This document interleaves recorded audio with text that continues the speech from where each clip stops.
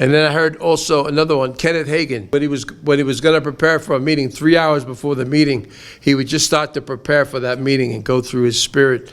Kenneth Hagin, he would go through his spirit and his mind for those 3 hours. He said, I would think about nothing else.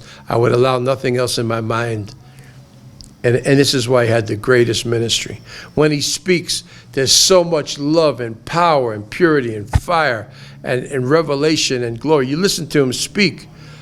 I have a message in the archives on the big screen. I'm going to turn it back on because it should pick up where I left off watching it early this morning.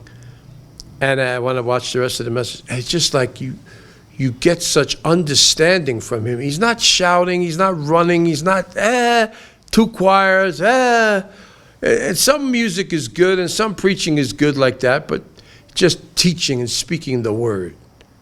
Oh, my God. Can change your life. Life-changing.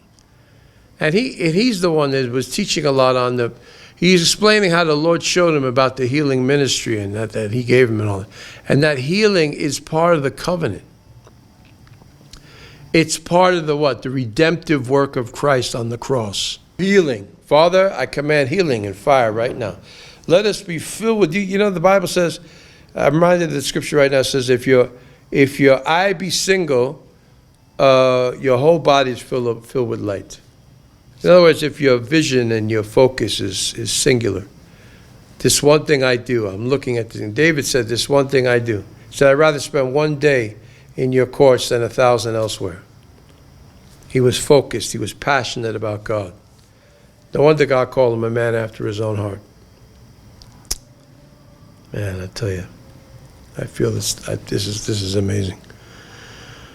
People, get that and know this, that God's going to bring healing to you. Where you need healing, receive it right now.